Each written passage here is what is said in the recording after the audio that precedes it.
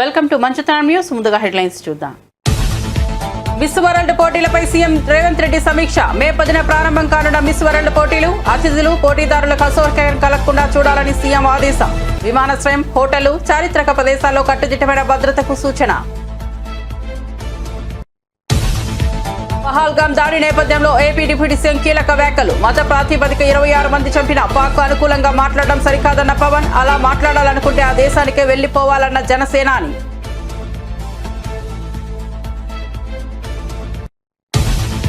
ఉగ్రదాడి నేపథ్యంలో మోదీకి రాహుల్ గాంధీ లేఖ. పార్లమెంట్ కు ప్రత్యేక సమావేశం వెంటనే ఏర్పాటు చేయాలని కోరిన రాహుల్. దాడి బాధితులకు నివాళి, భవిష్యత్ చర్చలపై చర్చకు పిలుపు. ఉగ్రవాదంపై దేశం ఐక్యత చాటాలని లేఖలో విజ్ఞప్తి. పార్టీలో ఉన్న ప్రతి ఒక్కరూ ధోనిలా తయారు కావాలన్న జగన్. వైసీపీ జిల్లా అధ్యక్షులతో పార్టీ అధినేత వైఎస్ జగన్ సమావేశం. పార్టీని క్షేత్రస్థాయిలో బలోపేతం చేయడంపై ప్రధాన చర్చ. ప్రతిపక్షంలో చురుకైన పాత్ర పోషించాలని నేతలకు పిలుపు. నాడు కేసీఆర్ తో ఆమరణ దీక్ష చేయించింది మేమే అంటూ జగ్గారెడ్డి సంచలన వ్యాఖ్యలు. కేసీఆర్ సభ విజయవంతం కావడానికి కాంగ్రెస్ కారణమన్న జగ్గారెడ్డి. కాంగ్రెస్ పాలనతోనే రాష్ట్రంలో శాంతి, స్వేచ్ఛ నెలకొన్నాయని వ్యాఖ్య.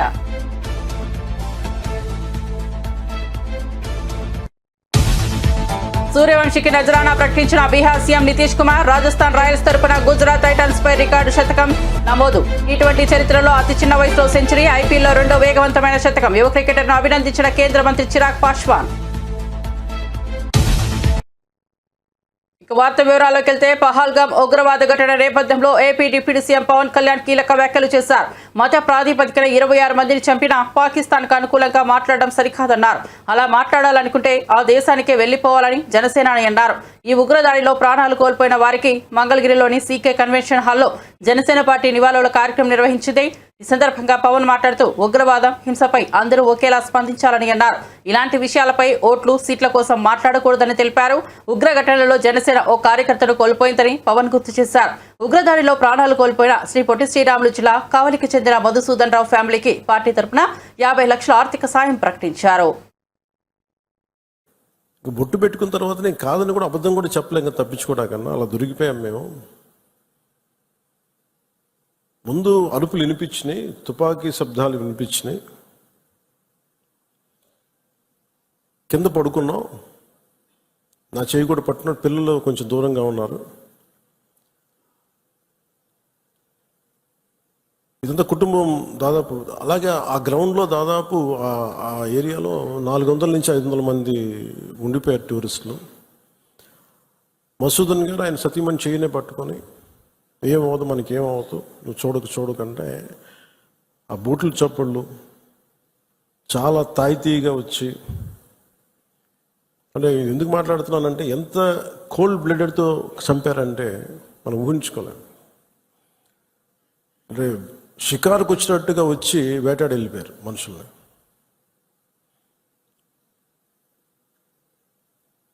మనకి ఏమవ్వదు అని అలా అంటుంటే బూట్ల శబ్దాలు ఆగినాయి.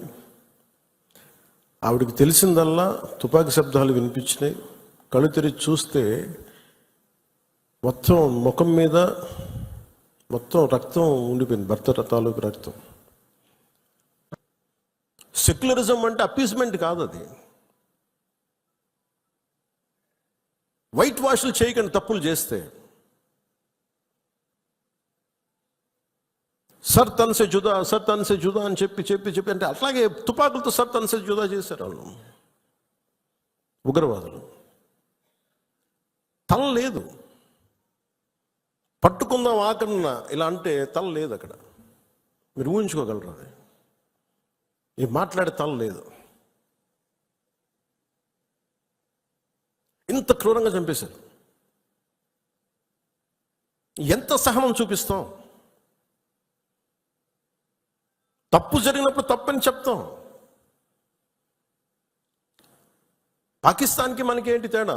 జిన్నా విడిపోయినప్పుడు మేము పాకిస్తాన్లో అందరినీ సమానంగా ఆదరిస్తామని చెప్పారు. హిందువులు ఎల్లక్కర్లేదు, ఆదరిస్తామని చెప్పారు.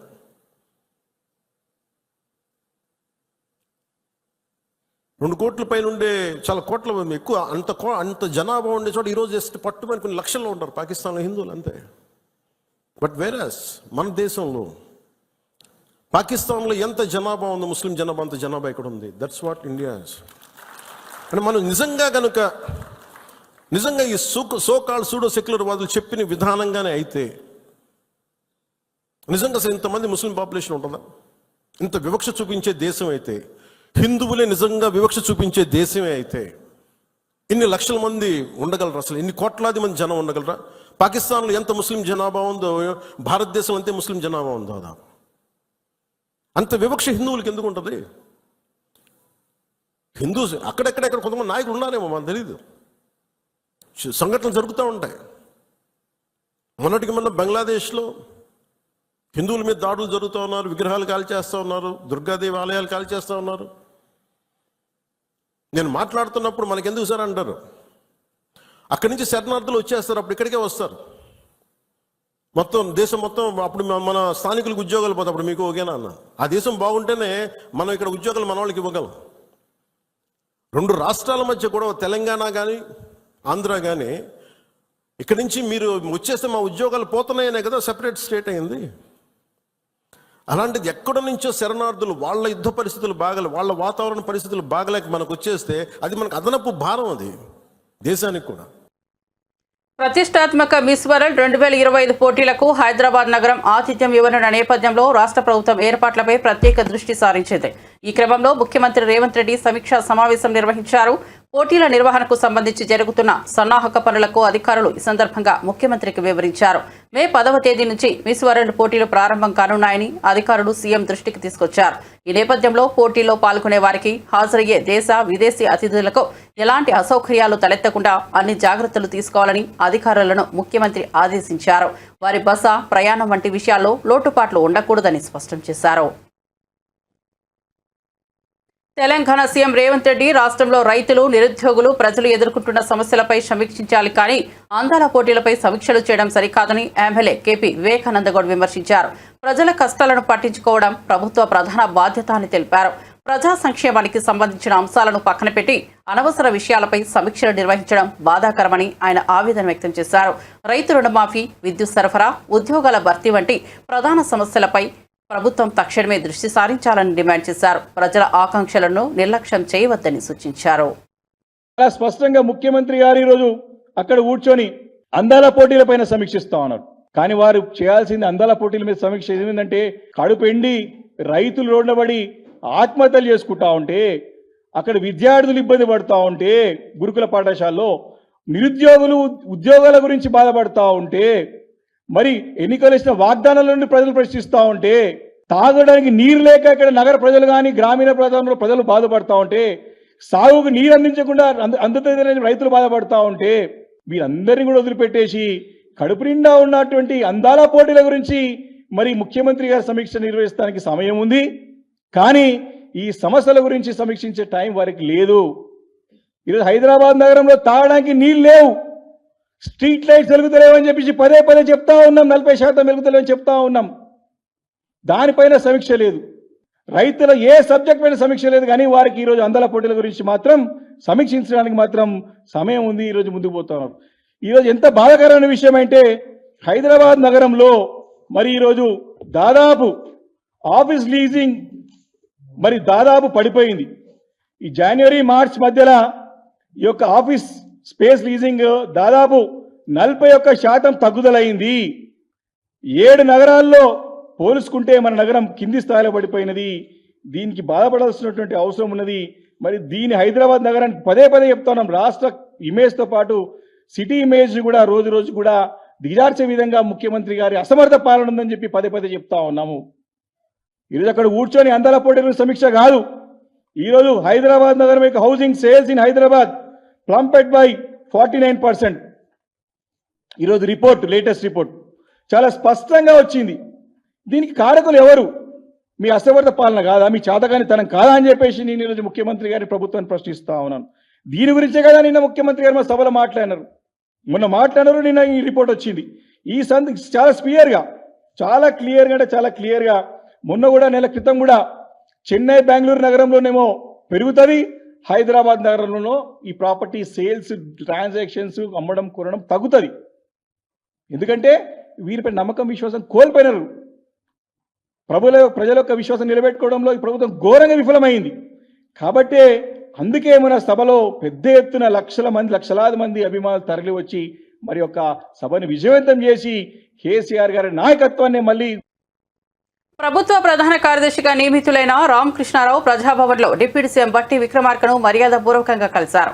ఈ సందర్భంగా బట్టి విక్రమార్క రామకృష్ణారావుకు శుభాకాంక్షలు తెలియజేశారు. రాష్ట్ర అభివృద్ధి పాలనలో సమర్థత పెంచే విధంగా కలిసి పనిచేయాలని బట్టి ఆకాంక్షించారు. రాబోయే రోజుల్లో ప్రజల సంక్షేమం, ప్రభుత్వం ప్రవేశపెట్టిన పథకాలను విజయవంతంగా అమలు చేయడంలో ప్రధాన కార్యదర్శి పాత్ర కీలకమవుతుందని అభిప్రాయపడ్డారు. ప్రభుత్వ ప్రధాన కార్యదర్శి పదవిని చేపట్టిన రామకృష్ణారావు తన పూర్తి శక్తి సామర్థ్యాలతో సేవలందిస్తానని హామీ ఇచ్చారు. జమ్మూ కాశ్మీర్లోని పహల్గాంలో ఇటీవల జరిగిన ఉగ్రదాడి ఘటన తీవ్ర కలకలం రేపిన నేపథ్యంలో కాంగ్రెస్ పార్టీ కీలక నేతలు ప్రధానమంత్రి నరేంద్ర మోదీకి లేఖ రాశారు.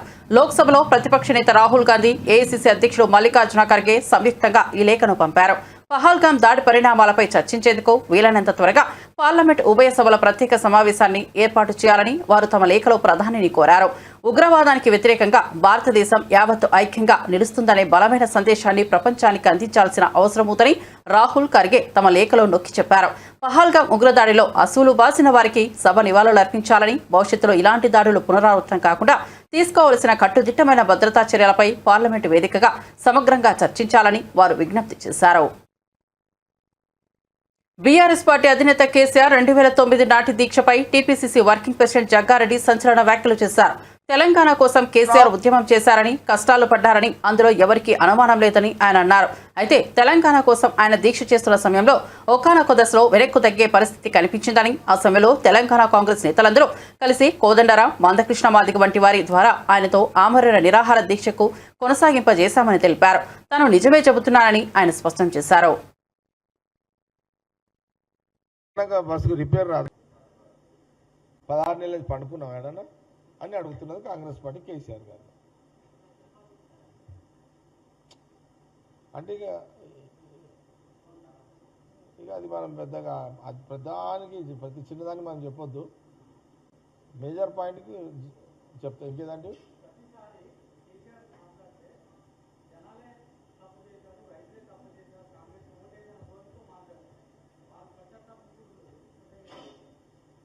చూడండి, ప్రజలు రైతులు అబ్జర్వేషన్ చేస్తుంటారు.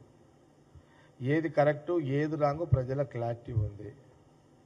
నేను మళ్ళీ చెప్తున్నాను, అన్నిటికంటే తెలంగాణ ప్రజలు ప్రశాంతంగా, శాంతిగా, స్వేచ్ఛగా రాత్రిపూట నిద్రపోతున్నారు.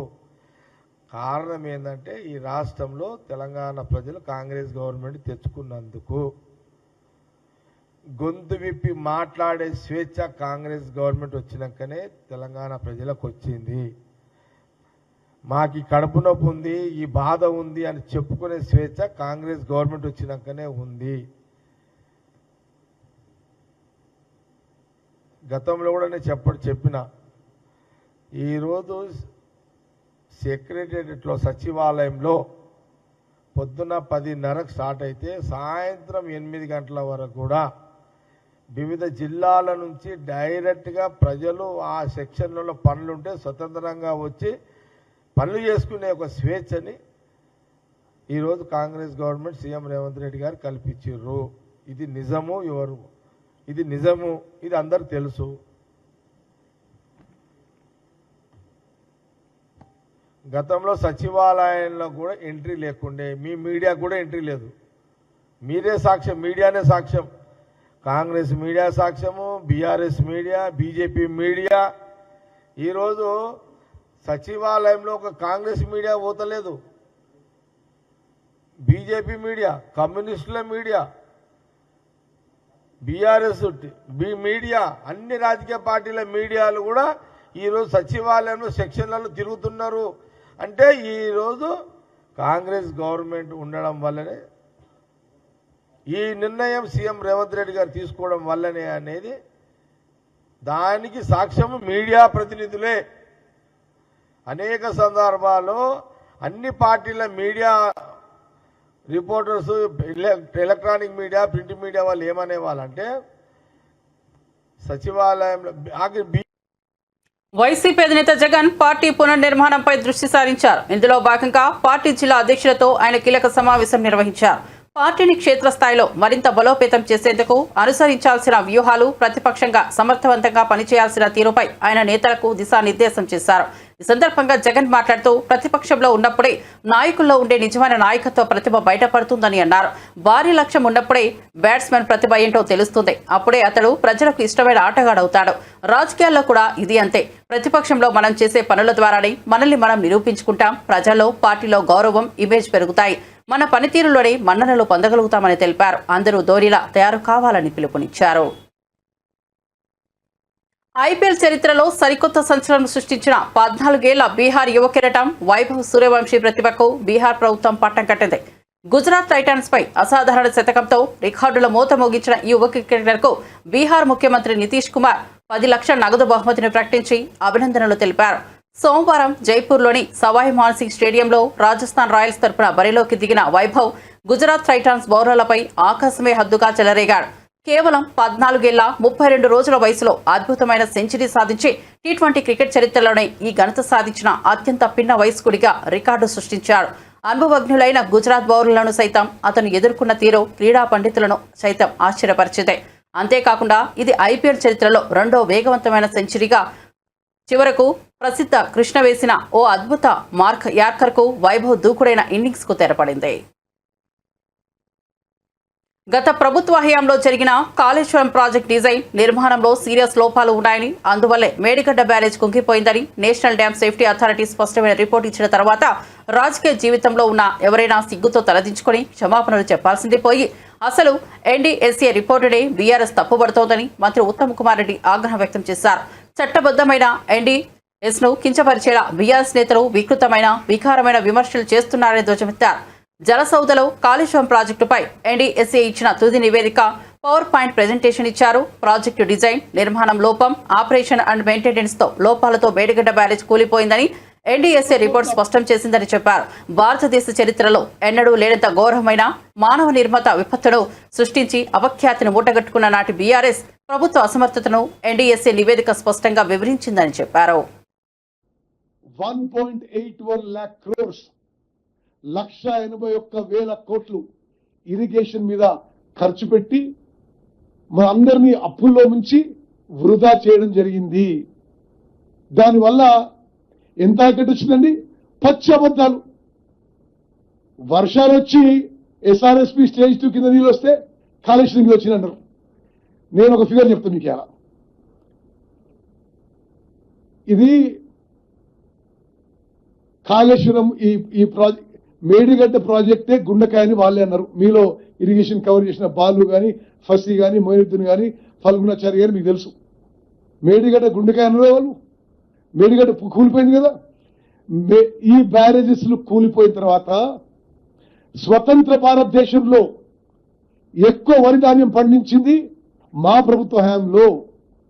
వానాకాలంలో కాళేశ్వరం ప్రాజెక్టు కూలిపోయిన తర్వాత, మేడిగడ్డ, అన్నారం, సుందిర్ల బ్యారేజ్లు నిరుపయోగం అయిపోయిన తర్వాత, మా ప్రభుత్వం వచ్చిన తర్వాత మా ప్రో అగ్రికల్చర్ పాలసీసు, మా ప్రో ఫార్మర్ పాలసీస్తో మరి ఉన్న వాటర్ని డిసిప్లిన్గా ఉపయోగించుకొని వానాకాలంలో 153 లక్షల మెట్రిక్ టన్నులు పండినాయి. యాసంగిలో గగ్గోలు పెట్టిన వాళ్ళు ఆడెండిపోతుంది, ఈడెండిపోతుందని. యాసంగిలో ఈసారి వచ్చిన వరి పంట తెలంగాణ చరిత్రలో, ఉమ్మడి ఆంధ్రప్రదేశ్ చరిత్రలో, భారతదేశంలో ఏ రాష్ట్రంలో పండిన వరి పంట 127 లక్షల మెట్రిక్ టన్నులు పండింది. రెండు పంటలు కలిపి 280 లక్షల మెట్రిక్ టన్నులు పండించిన వరి ధాన్యం పండించిన ఘనత మా ప్రభుత్వం దక్కిందని చెప్పి నేను మనం చేస్తున్నాను. మరి ఇంత వరి ధాన్యం పండించి, this is record paddy production in India. మరి ఈరోజు వాళ్ళు అర్ధరహితమైన మాటలు, చిల్లర మాటలు మాట్లాడుతుంటే దయచేసి యావత్ తెలంగాణ ప్రజలకి మనం పూర్తిగా అవగాహన కల్పించి వాళ్ళని మరి ఏ విధంగా వాళ్ళు వైఫల్యం చెందినది అనే విషయం పూర్తిగా మీరు ప్రజల్లోకి తీసుకుపోవాలి, రైతుల్లోకి తీసుకుపోవాలని చెప్పి మీ అందరికీ నేను సవినయంగా విజ్ఞప్తి చేస్తున్నాను.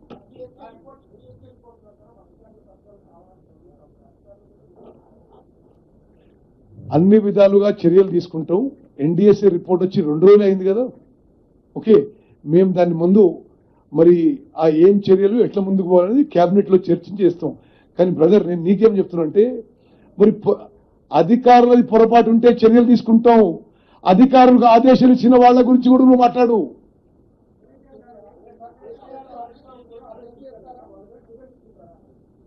చట్టపరంగా ఎవరు పొరపాటు చేస్తే తెలంగాణ మంత్రి ఉత్తమ్ కుమార్ రెడ్డిని ఎదుర్కొంటానని మాజీ మంత్రి ఎమ్మెల్యే జగదీష్ రెడ్డి బహిరంగ సవాల్ విసిరారు. ఇప్పటి వరకు ప్రభుత్వం ఎంత వడ్ల కొనుగోలు చేసింది, ఎంత బోనస్ ఇచ్చిందో ప్రజలకు లెక్క చెప్పాలని డిమాండ్ చేశారు. రైతులకు మద్దతుగా మాట్లాడుతున్నట్టు చూపించి వాస్తవాలు దాచిపెట్టడం తగదని విమర్శించారు. కాంగ్రెస్ ప్రభుత్వం ఖాళీ హామీలకే పరిమితమైందని, నిజమైన రైతు బంధువులు ఎవరన్నా దాన్ని ప్రజలు త్వరలోనే నిర్ణయిస్తారని స్పష్టం చేశారు. రైతుల ఆకాంక్షలు నెరవేర్చే విధంగా చర్యలు తీసుకోవాలని సూచించారు. రుణమాఫీ మేమంతా చెప్పింది చేసినాం, అన్ని అమలు చేసినాం. కొంచెం సిగ్గాన్ని ఉండాలి మాట్లాడడానికి. రుణమాఫీ గురించి మీరు మాట్లాడింది ఏంటి చేయాలా? మొట్టమొదటి రోజు స్టేట్ లెవెల్ బ్యాంకర్స్ కమిటీలో బట్టి విక్రమార్క పెట్టినాడు మీటింగు. 49,600 కోట్లు మీరు చెప్పింది. రాష్ట్ర రైతాంగానికి విజ్ఞప్తి చేస్తా ఉన్నా, ఒక్కసారి జాగ్రత్త వినుండి. మొదటి రోజు చెప్పింది 49,600 కోట్లు. 4 రోజులకే 31,000 కోట్లకు తెచ్చిర్రు. మొదటిది 49,500 కోట్లు, మళ్ళీ వారం తిరగక ముందే 31,000 తెచ్చిర్రు. ఇదేందా అంటే కాదు రైతులే తీసుకున్నారు, కానీ అవి వేరువేరే తీసుకున్నారు. రైతు తీసుకున్నాడు, తీసుకుంటే ఏంది? రైతు తీసుకునేది రైతు అప్పే కదా. మీరు రైతులకు రుణమాఫీ అని చెప్పారు కదా, మీ జీవోలోనే ఉంది కదా. నీ జీవోలోనే చాలా స్పష్టంగా ఇచ్చినావు. 2 లక్షల వరకు ప్రతి రైతుకు తెలంగాణలో భూమి కలిగి ఉన్న ప్రతి రైతుకు 2 లక్షల రూపాయల వరకు రుణమాఫీ జీవోలో ఇచ్చింది. తెలంగాణలో 2 లక్షల వరకు భూమి కలిగి ఉన్న ప్రతి రైతుకు 2 లక్షల వరకు రుణమాఫీ. దీని ప్రకారమే 49,500 కోట్లు వచ్చింది. జీవో మీరిచ్చిందే 15/7/24 మీరిచ్చిన జీవోనే. రైతు ఏదో పేరు మీద తీసుకోండి, బంగారం పెట్టే తీసుకోవచ్చు, కాగితాలు సరిగా ఉండకపోవచ్చు, బంగారం పెట్టవచ్చు, ఇంకోటి పెట్టవచ్చు, మార్టగేజ్ కూడా చేయొచ్చు. అది లెక్కకు రాదట. తీసేసినావు. పోనీ 31,000 కోట్లు నువ్వే చెప్పినావు. 31,000 చెప్పినావు నువ్వే. క్యాబినెట్ లెక్క తెలిసిన అప్పులు 31,000 కోట్లు అని చెప్పినావు. ఓకే, ఆ తర్వాత ఏం చేసినావు? మళ్ళీ బడ్జెట్ కాడికి వచ్చేవరకే 26,000 కోట్లు చేసినావు. బడ్జెట్లో 26,000 కోట్ల కేటాయింపు. ఓకే, నీ లెక్కే. ఇవాళ ఏం మాట్లాడుతున్నావు? 3 విడుదలలో నువ్వు విడుదల చేసినా అని చెప్పిన డబ్బు 17,933 కోట్లు నువ్వు చెప్పింది. కానీ ఇవాళ ఏం మాట్లాడుతున్నారు? 21,000 కోట్లు అప్పుడే మాఫీ చేసినాం. చివరికి ఏం చెప్పాను మొన్న? మొత్తం రుణమాఫీ అయిపోయింది. ఎవడు చూసినా మొత్తం రుణమాఫీ అయిపోయిందని మాట్లాడుతున్నాడు. సిగ్గు మీకుండాలి. సిగ్గు తప్పిన మాటలు మాట్లాడుతుంది మీరు, లజ్జ తప్పిన మాటలు మాట్లాడుతుంది మీరు. ఇన్ని అబద్ధాలు, ఇన్ని మాట మార్చిన ఏదో ఎవడు లేడు ప్రపంచంలో. భారత్ బచావో సంస్థ ప్రతినిధులు గాదె ఇన్నయ్య, డాక్టర్ ఎంఎఫ్ గోపీనాథ్, జంజర్ల రమేష్ బాబు సోమవారం ప్రజాభవన్లో మంత్రి సీతక్కను మర్యాదపూర్వకంగా కలిసి మాట్లాడారు. ఈ సందర్భంగా ఆపరేషన్ కాగాను వెంటనే నిలిపివేయాలని మంత్రి సీతక్కకు విజ్ఞప్తి చేశారు. ఈ కార్యక్రమం కారణంగా సమాజంలో ఏర్పడుతున్న అనుకూలత ప్రతికూలతలను వివరించారు. ప్రజాహితాన్ని దృష్టిలో ఉంచుకొని ఆపరేషన్ నిలిపివేయాలన్న డిమాండ్ను ఉంచారు. మంత్రి సీతక్క వినతిని సహానుభూతితో విన్న ఈ అంశంపై సంబంధిత అధికారులతో చర్చించి సానుకూల నిర్ణయం తీసుకోవడానికి తన వంతు ప్రయత్నం చేస్తారని మంత్రి హామీ ఇచ్చారు. మాజీ ముఖ్యమంత్రి కేసీఆర్ పిల్లలు అసెంబ్లీకి వస్తే పాలపీక డైపర్లు అందిస్తామని Telangana food corporation chairman Faheem ఎద్దేవా చేశారు. బీఆర్ఎస్ రజతోత్సవ సభలో కేసీఆర్ మాట్లాడుతూ కాంగ్రెస్ నేతలు తనను అసెంబ్లీకి రావాలని అడుగుతున్నారని, మా పిల్లలకే సమాధానం చెప్పలేకపోతున్నారు, నేనెందుకు అని వ్యాఖ్యానించారు. దీనిపై కాంగ్రెస్ నేత ఫహీం స్పందిస్తూ బీఆర్ఎస్ నేతలకు కౌంటర్ ఇచ్చారు. ఈ సందర్భంగా ఆయన గాంధీభవన్లో ఏర్పాటు చేసిన మీడియా సమావేశంలో మాట్లాడుతూ అసెంబ్లీకి నేను రావాలా, నా పిల్లలను పంపిస్తా అని కేసీఆర్ మాట్లాడుతున్నారని, గత 2-3 అసెంబ్లీ సెషన్లో మాట్లాడడానికి సీఎం రేవంత్ రెడ్డి నిలబడితేనే మీ పిల్లలకు తడిచిపోయిందని ఘాటు వ్యాఖ్యలు చేశారు. స్పష్టంగా కనిపించింది కేసీఆర్ మాటల్లో. ఎందుకంటే కేసీఆర్ గారు అలా ప్రభుత్వం బీఆర్ఎస్ పార్టీ 10 ఏళ్ళు ప్రభుత్వంలో ఉంటే 14లో ఇచ్చిన ఎన్నికల మేనిఫెస్టో 18లో ఇచ్చిన ఎన్నికల మేనిఫెస్టో చూస్తే ఆయన ఏం చేసిండో గత 10 సంవత్సరాల్లో చెప్పకుండా కాంగ్రెస్ పార్టీ 15 నెలల్లో ఏం చేస్తుందో చేస్తలేదో చెప్పుకుంటూ వచ్చారు. కానీ ఈరోజు ప్రజలు ఆమోదం ఇచ్చిన ప్రజాప్రభుత్వం రేవంత్ రెడ్డి గారు ఈరోజు ప్రజల పక్షాన నుంచొని ప్రతిపక్షంలో పోరాటం చేసి కేసులు ఎన్ని వేసినా ఆయనని ఎన్ని ఇబ్బందులు పెట్టినా తట్టుకొని ఈరోజు ప్రజలు ఆమోదిస్తే ఈరోజు కాంగ్రెస్ పార్టీ అధికారంలో వచ్చింది. మేము వచ్చిన తర్వాత అనేక పథకాలు 6 గ్యారంటీలో మీరు చూశారు. ఫ్రీ బస్ ఒకటి ఇచ్చాము, 200 యూనిట్లు కరెంట్ ఒకటి ఇచ్చాము, మళ్ళీ సన్న బియ్యం ఇచ్చాము. అదేవిధంగా అనేక అభివృద్ధి కార్యక్రమాలు దాదాపు 27 అభివృద్ధి కార్యక్రమాలు మేము 15 నెలల్లో చేస్తున్నామని కూడా ఒక శ్వేతాపత్రం పాంప్లెట్ వేసి కూడా మేము ప్రజలందరికీ కూడా మేము ఒక కార్యక్రమాలు పెట్టుకొని వెళ్తూ చూపిస్తున్నాం. ఇదన్నీ చూస్తున్నాం. 27 అభివృద్ధి కార్యక్రమాలు ఈరోజు ఈ ప్రభుత్వం వచ్చిన తర్వాత ప్రజలకు చేస్తున్నామని కూడా మేము చెప్తున్నాం. ముఖ్యంగా కేసీఆర్ గారు అంటున్నారు కాంగ్రెస్ ప్రభుత్వం 15 నెలల నుంచి ఏం చేయలేదని. మీరు 2014 ఇచ్చిన హామీలు ఏమైనాయి? కేజీ టు పీజీ ఉచిత విద్య ఏమైంది? 3 ఎకరాల దళితులకు భూమి అన్నారు, ఏమైంది? దళిత ముఖ్యమంత్రి ఏమైంది? మళ్ళీ పాఠశాలలకు ప్రహారీ గోడలు అన్నారు, విశాలమైన పాఠశాలల ఏర్పాట్లు అన్నారు, ఇవన్నీ ఏమైనాయి? రైతులకు 1,00,000 వరకు రుణమాఫీ అందరికీ చేస్తామన్నారు, అందరికీ చేసిరా? చేయలేదు. ఆర్ఎంపీ పిఎంపీ డాక్టర్లకు సర్టిఫికెట్లు ఇస్తా అన్నారు, ట్రైనింగ్ సర్టిఫికెట్స్ ఇవ్వలేదు. ఎస్సీలకు 12% రిజర్వేషన్లు అన్నారు. కేసీఆర్ గారు మొన్న ప్రసంగంలో ఏం చెప్పారంటే అసెంబ్లీకి నేను రావాలా, నా పిల్లల్ని పంపిస్తా అన్నారు. కరెక్టే, మీ పిల్లల్ని పంపించండి. ఈసారి సెషన్లో 2-3 సెషన్లలో మీరు చూసిర్రు, మా ముఖ్యమంత్రి గారు లేచి ఏదైతే ప్రజలకు అభివృద్ధి కార్యక్రమాలు ప్రభుత్వం చేస్తున్న కార్యక్రమాలు చెప్పుకుంటేనే మా ముఖ్యమంత్రి లేస్తేనే మీ పిల్లలకు తడుస్తుంది. అందుకే ఈసారి అసెంబ్లీ సెషన్ ఎప్పుడు ఉంటుందో మీ పిల్లలు కేటీఆర్ హరీష్ రావు అయినా ఇంకెవరన్నా ఉంటే లిస్ట్ ఇస్తే వాళ్ళ అసెంబ్లీ సెషన్కి వస్తుంటే ఫుడ్ కార్పొరేషన్ చైర్మన్గా నేను వాళ్లకు బూస్టు, హార్లిక్స్, కేటీఆర్ గురించి ప్రత్యేకంగా ఒక పాలపీక, మళ్ళీ ఒక Cerelac, Tillu baby, KTR Tillu baby గురించి డైపర్లు కూడా ఇస్తానని కూడా తెలుస్తున్నాను. మీరు ఈ అసెంబ్లీ సెషన్లో కేసీఆర్ చెప్పినట్టు మా పిల్లలంటే కేటీఆర్ హరీష్ రావు అయినా ఇంకెవరన్నా పిల్లలు ఉంటే వాళ్ళ లిస్టు మాకు ఇస్తే ఈ అసెంబ్లీ సెషన్లో ఇవన్నీ కూడా అందరికీ వాళ్ళ ఎమ్మెల్యేలు ఎవరెవరు ఉన్నారో లిస్ట్ ఇస్తే వాళ్ళందరికీ కూడా ఇవన్నీ అందరికీ ఇస్తాము. కేసీఆర్ అన్నట్టు వాళ్ళ పిల్లలు ఎవరు, కేటీఆర్ హరీష్ రావా లే అందరు ఎమ్మెల్యేలా అని స్పష్టంగా కేసీఆర్ ఈరోజు మాకు చెప్తే లిస్ట్ ఇస్తే వాళ్ళందరికీ నెక్స్ట్ అసెంబ్లీ సెషన్లో ఇవన్నీ కూడా ఇస్తాం. డైపర్లు. రాష్ట్ర శాసనసభ ప్రాంగణంలో రాజ్యసభ అభ్యర్థిగా కూటమికి చెందిన శ్రీ వెంకట సత్యనారాయణ పాక రిటర్నింగ్ అధికారి శ్రీమతి వనితారానికి నామినేషన్ పత్రాలు అందజేస్తున్న దృశ్యాలు. నామినేషన్ పత్రాల దాఖల కార్యక్రమంలో కేంద్ర పరిశ్రమల శాఖ సహాయ మంత్రి భూపతిరాజు శ్రీనివాస్ వర్మ, రాష్ట్ర వైద్య ఆరోగ్య శాఖ మంత్రి శ్రీ సత్యకుమార్ యాదవ్, ఎమ్మెల్సీ శ్రీ సోము వీర్రాజు, శాసనసభ్యులు శ్రీ ధర్మరాజు తదితరులు ఈ కార్యక్రమంలో పాల్గొన్నారు. మరిన్ని అప్డేట్స్ కోసం చూస్తూనే ఉండండి మంచితనం న్యూస్.